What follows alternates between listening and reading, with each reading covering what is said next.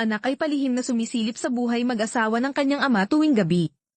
Ngunit natuklasan niyang madalas tanggihan ng kanyang madrasta ang mga hiling ng ama. Nalaman niyang dumating na ang kanyang pagkakataon. Kaya agad siyang sumugod sa silid. At nagsinungaling sa kanyang ama na ang kanyang ika-6 na tiyahin ay nagtatangkang magpakamatay. Pinapantan niya agad ito upang tingnan. Agad na naapektuhan ng anak ang damdamin ng ama. Ngunit upang walang masamang mangyari, kailangang pumunta muna ang ama para pakalmayan ang ika-6 na tiyahin. Ngunit natuklasan niyang may kakaiba sa pagtingin ng anak sa tiyahin. Agad nagduda ang ama, kaya ibinigay niya ang baril sa babae. Na kung mayroong mga api sa kanya, ay barilin ito. Ngunit pagkaalis ng ama, sinubukan ng lalaki na samantalahin ang tiyahin. Pinilit niyang painumin ang tiyahin ng alak na may halong droga. Mukhang tumututol ang ika-9 na tiyahin. Ngunit sa loob-loob niya ay natutuwa siya. Lahat pala ng ito ay pakanan ng babae. Ang layunin ay pagsabungin ang mag-ama. 15 taon na ang nakalipas. Ang babae ay dating prinsesa sa komandante. Ngunit pinatay ng pinagkakatiwalaang general ang kanyang ama. Kinuha ng general ang ulo ng komandante. At hinanap ang ina ng babae. Nang makita ng ina na pinatay ang asawa, sinubukan niyang lumaban sa general. Ngunit binaril siya ng general at namatay. At nasaksihan ito ng babae na nagtatago sa ilalim ng kama. Sa loob ng isang gabi, pinatay ng kaaway ang buong pamilya ng babae. Para sa paghihiganti, itinago ng babae ang kanyang pagkakakilanlan at sinadyang lumapit sa general. Pagkatapos ay binayaran niya ang isang mamamatay tao para patayin ang batang amo. At iniligtas niya ang batang amo sa oras ng pangangailangan. Tulad ng inaasahan, ang kanyang kilos ay tuluyang nagpahulog ng loob ng batang amo sa kanya. At nangako itong pakakasalan siya. Ngunit bigla na lang nawala ang babae. Hanggang sa araw na ikasal ang ama sa ika-9 na tiyahin. Muling nakita ng batang amo ang babae. Ngunit ang babae ay naging ika-9 na tiyahin ng kanyang ama. Nang makita ng batang amo na ang minamahal na babae ay ikakasal sa kanyang ama. Sobrang nasaktan ng batang amo na hindi makahinga. Galit na hinanap ng batang amo ang babae. At hiniling na magpaliwanag ang babae. Ngunit nagkunwari ang babae na hindi siya kilala. At ito ang tuluyang nagpagalit sa batang amo. Galit na ibinuhos ng young master ang matapang na alak sa bibig ng dalaga. At maghanda sa paggawa ng masasamang bagay sa dalaga. Sa hindi inaasahan, nahulog siya sa bitag ng dalaga. Maging, in advance na kalkulado ng dalaga ang oras kung kailan pupunta sa kwarto ang gwapong lalaki. Bakit bumalik si Master? Akala ko nakabalik na ulit ang top 10 young masters. Ginulat ako nito. May nakalimutan akong kunin. Sir, bigla akong umutot ngayon lang. Magpanggap ka lang na hindi mo narinig.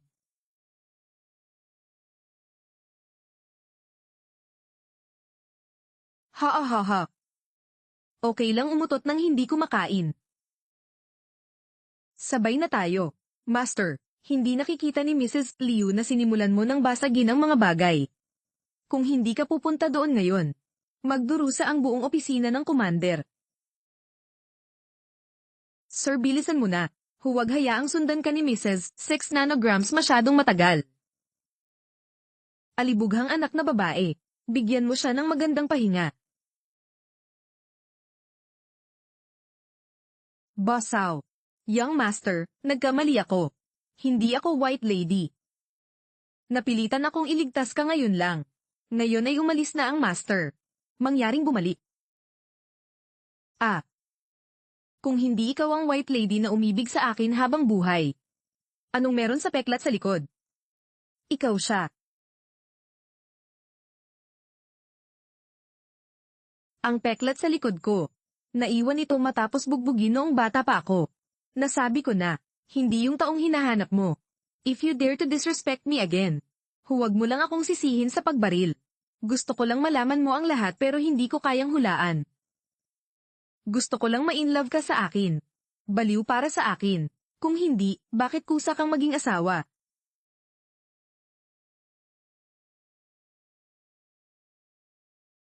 Ginang, kagabi, naligo ang vixen na ito sa kalye.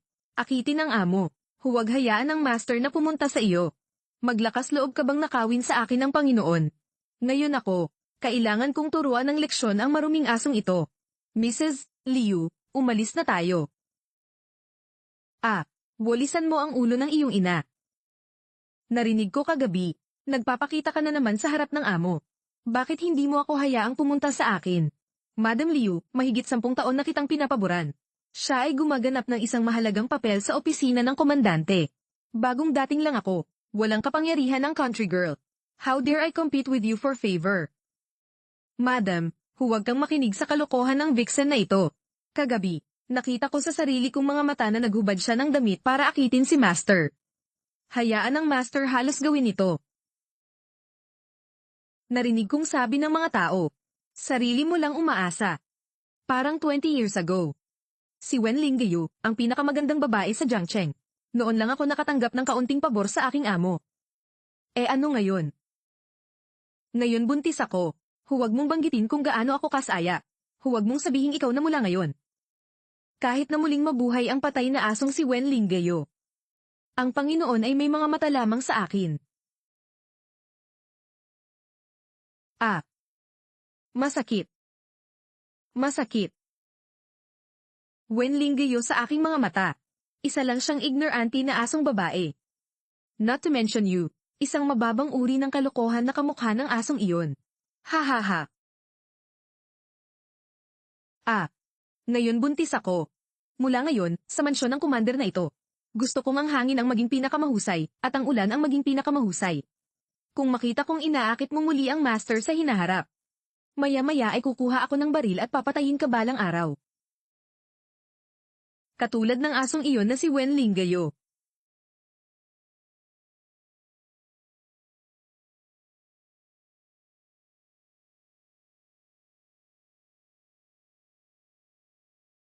Wang Ma, umalis na tayo. Anak na babae, tumingin ka kay Hawanwan, kaagad.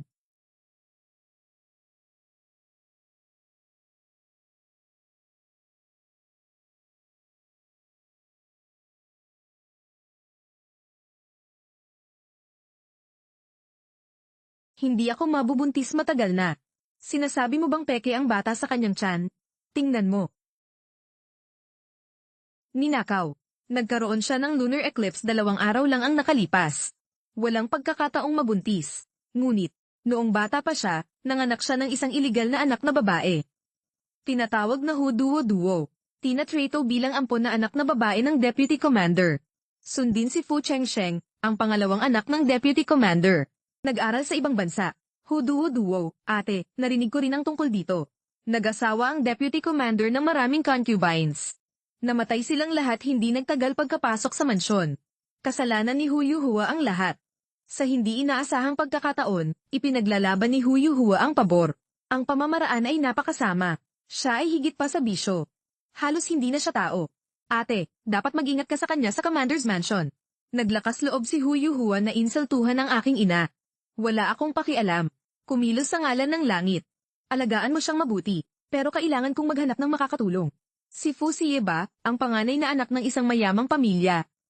Siyempre, ito ay isang piraso ng chess na nilinang ng napakahirap. Kailangan mong gamitin ito ng mas madalas para maging mas komportable. Okay. Tingnan mo kung ano ang dinala ko sa iyo. Wow! Salamat ate. Birthday party ni Phoenix bukas. Bigyan natin ng malaking regalo si Tita Six. Ngayon ang ika-50 kaarawan ng aking mga magulang. Salamat sa inyong dalawa sa pagpunta para suportahan ako. Maaaring makakuha ng imbitasyon mula sa Deputy Commander. Napakaswerte nating dalawa. Oo, ang magandang concubine ni Deputy Commander Zina. Nakikita ko na ang 6th auntie ay may matalim na balat. May dala siyang anak na lalaki. Binabati kita sa Deputy Commander sa pagsilang ng isa pang anak na lalaki. Walang anuman, di ba? Ang panganay na anak ng commander, si Siyu, ay biglang naging presidente ng Kamara ng Komersyo. Master ang lahat ng mga tindahan sa Heishi. Ang nakababatang anak na si Chen Sheng ay bumalik mula sa pag-aaral sa ibang bansa muli. Dapat siyang maging haligi ng bansa. Kung ang ika-6 na tiyahin ay may isa pang anak na lalaki. Pagkatapos lahat ng tao sa mundo ay tatawaging ama. Ha ha ha ha.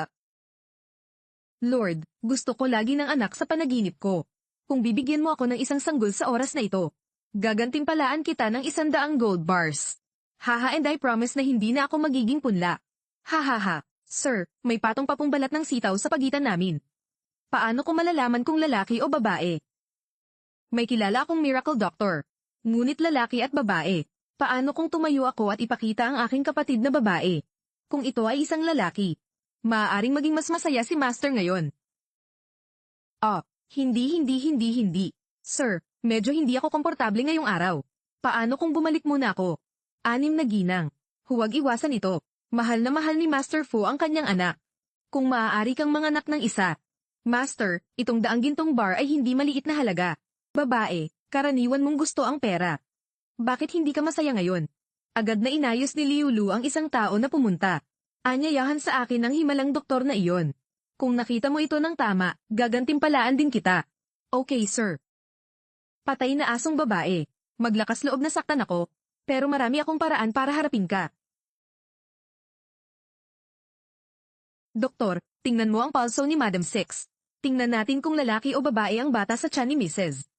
Kung nakita mo ito ng tama, may reward si Master. Gagantimpalaan kita ng 20 karagatan. Sir, medyo masama ang pakiramdam ko ngayon. Ayoko basahin. Okay lang kung laging nagdududa si Yuhua sa iyo. Ngayon ang aking 50 kaarawan. Ayaw mo ba akong pasayahin? Master. Ate, tingnan mo lang. Inaasahan ka ni Master. Huwag mong palungkutan ang Panginoon. Feye.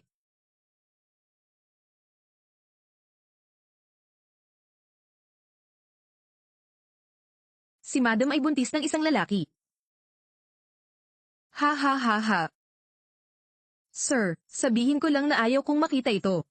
Kita mo, aabutin ka na naman. 100 ginto. Kung hindi mo ito masira, papakainin kita minsan. Tita Jiu, 2 araw na ang nakalipas, nagpadala si Tita Jiu ng isang tao para hanapin ako. Sabi mo gusto mong ilantad ko ang peking pagbubuntis mo. Tapos tignan mo, ano ang gagawin ko? By Liuli, mabisyo kang babae. Ilang araw pa lang ako dito. Maglakas loob lang na hawakan ng aking ina. Mabahong vixen. Away sa nanay ko. Medyo bata ka pa. May nagdala sa akin ng 100 gold bars. Humingi ng mabilis. Dad, dahan-dahan. Si Liu Niyang ay hindi buntis. Maganda ang araw ni Sian ngayon. Huwag magsalita ng kalokohan. Oo, karaniwang maganda ang pakikitungo sa iyo ni Sian. Bakit mo ako tina-target ng ganito? Wala akong kasiyahang gamitin. Dapat una nang nakatago sa tiyan ng nanay ko.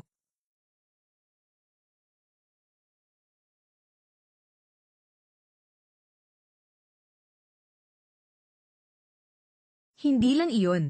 May nakita din akong ebidensya kahapon. Ama, ang mga anak ng ilang naunang asawa ay pinatay ni Liu Niyang. Ika-4 na guro, mangyaring huwag dumura sa iba. Ito ang resibo ni Liu Niyang para sa pagbili ng arsine.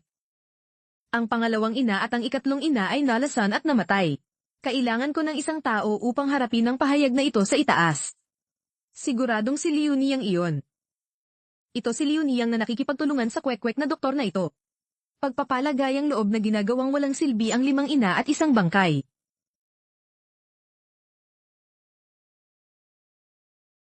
Ginoong Liu, huwag maniwala sa kanya. Malamang nakipagsabuatan siya kay Bai Liuli para saktan ako. 6 na madam, ano ang sinasabi mo? Ang master lang ang nasa puso ko. Paano ka sumama sa pinakamatandang young master para saktan ka? At saka, wala akong dahilan para saktan ka. Aasong babae, minamaliit talaga kita. Kahit na may kinalaman sa akin ang 3 asong iyon. Napatay ko rin ba ang mga tita at asawa na iyon? Sir, naniniwala ka ba talaga sa kanila?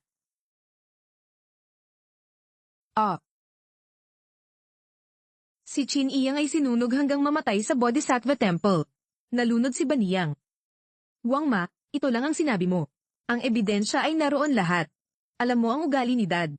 Kung maglakas loob kang magsinungaling kay Dad, dapat alam mo kung ano ang magiging resulta. Iyon lang ang ipinagagawa sa akin ni Madam Six. Mangyaring iligtas ang aking buhay. Si Mrs. Six ang nagsilang ng anak mo. Kaya naman pinatay ko ang 7 tiyahin at ang 8 tiyahin. Bastard, nagsinungaling ka. Ang Panginoon ay dapat itong asong si Bai Liuli. Sinuhulan ng bastard para pagtaksilan ako. Ang matibay na ebidensya ng pagkakanulo. Ano pa bang masasabi? Lolo, lahat ng ito ay dahil mahal kita, Master. May darating, Master. Ilabas si Wang Ma at ang kwek-kwek na doktor at barilin sila. Si Commander, patawarin mo ako. Asong babae ka. Ang woodshed ni Commander ay may pahintulot ko. Bawal lumabas. Panginoon, Panginoon, Panginoon, Panginoon.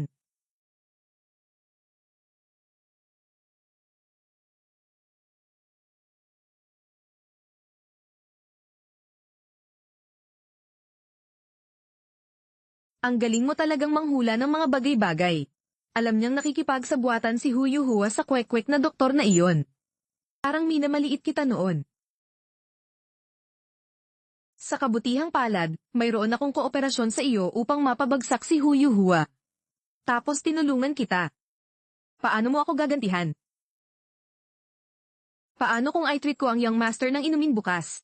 May kilala akong napakatagong pamilya. At isang napaka-atmospheric na pub. Oo nga pala, sasabihin ko sa'yo ang tunay kong pagkatao. Okay, basta wag mo akong iwasan. Sumasang-ayon ako sa lahat. Lolo, halika at kumain ng ubas. Masarap ba ito?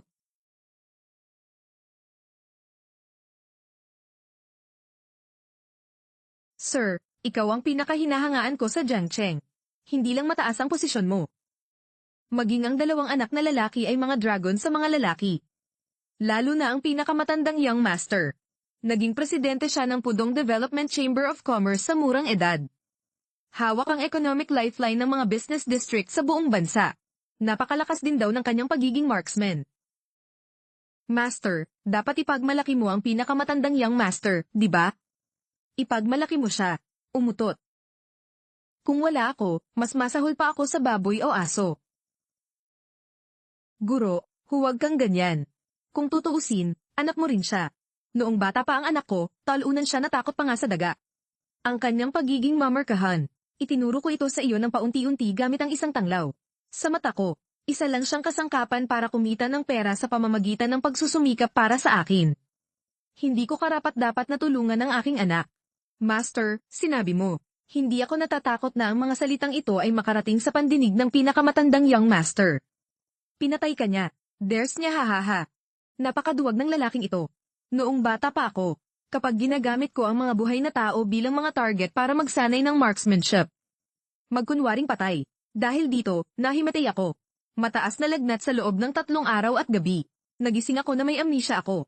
Hahaha, sa tingin mo nakakatuwa o hindi? Hahaha. Mga taong sinanay ko, si Fu Hongtian. Sinabi ko sa kanya na hindi siya naglakas loob na pumunta doon. Sibyl ay mas madaling hawakan. Hahaha. Ang pangalawang young master ay kapareho din ng panganay na young master. Nakikinig ka ba sa master? Si Chen Sheng ba ang tinutukoy mo? Si Chen Sheng ay isang inosente at mabait na bata. Wala rin kayong silbi mga immortal. Kahit isa sa mga daliri ni Chen Sheng ay hindi maihahambing. Huwag mong sabihin kay Chen Sheng na makinig sa akin. Kahit ako nakikinig kay Chen Sheng. Anak na babae. Ito si Mr. Chen. Yan ang puso ko. Kahit gaano pa kaganda ang negosyo ni Hu Xie, ginagawa pa rin niya ito para kay Chen Sheng.